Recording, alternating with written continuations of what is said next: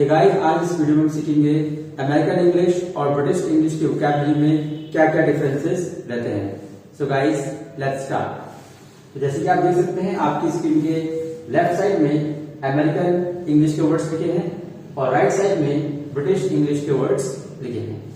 जैसे कि हमारा पहला वर्ड है अपार्टमेंट। तो अपार्टमेंट एक अमेरिकन इंग्लिश का वर्ड है और इसको हम ब्रिटिश इंग्लिश में बोलते हैं फ्लैट, जहां पर हम लोग रहते हैं।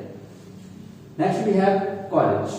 कॉलेज एक अमेरिकन इंग्लिश का वर्ड है जिसे हम अमेरिकन इंग्लिश में ज्यादा बोलेंगे और इसी को हम ब्रिटिश इंग्लिश में बोलेंगे यूनिवर्सिटी, जहां हम स्कूलिंग के बाद जाते हैं अपनी आगे की पढ़ाई करने के लिए।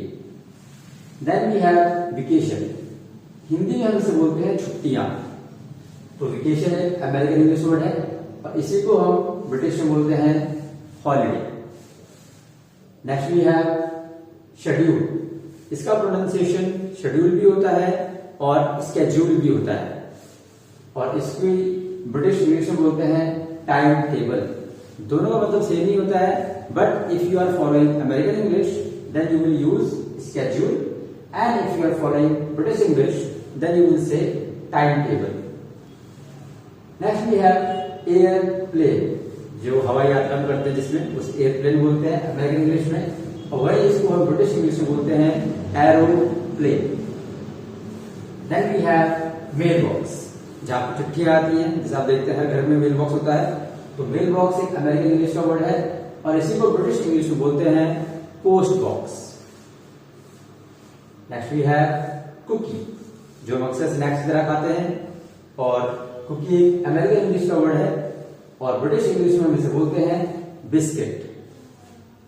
देन वी हैव स्वेटर, जो अमेरिकन इंग्लिश का वर्ड है जो हम अक्सर विंटर में पहनते हैं स्वेटर, और अगर आप ब्रिटिश इंग्लिश फॉलो करते हैं तो आप इसको बोलोगे jumper. Then we have soccer. Soccer एक गेम का नाम है जो अमेरिका में लोग खेलते हैं और उसको सॉकर बोलते हैं। वही गेम जो ब्रिटिश लोग खेलते हैं उसे वो बोलते हैं फुटबॉल, जो हम भी इंडिया में फुटबॉल ही बोलते हैं। Then we have cilantro. Cilantro मतलब धनिया। जो सिलेंट्रो अमेरिकन इंग्लिश फॉलो कर रहे हैं वो इसे बोलेंगे सिलेंट्रो और जो ब्रिटिश इंग्लिश फॉलो करते हैं वो इसे बोलेंगे कोरिएंडर। कोरिएंडर मीन्स धनिया। देन वी हैव पर्स, जहां अपने पैसे या कुछ एटीएम कार्ड्स वगैरह रखते हैं।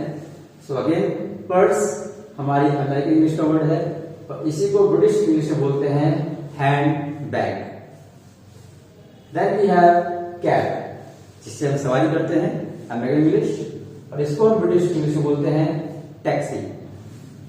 And then we have drapes, मतलब पर्दे, जो एक अमेरिकन इंग्लिश का वर्ड है और इसी को हम ब्रिटिश इंग्लिश में बोलते हैं कर्टेन्स। मीनिंग सेम ही है।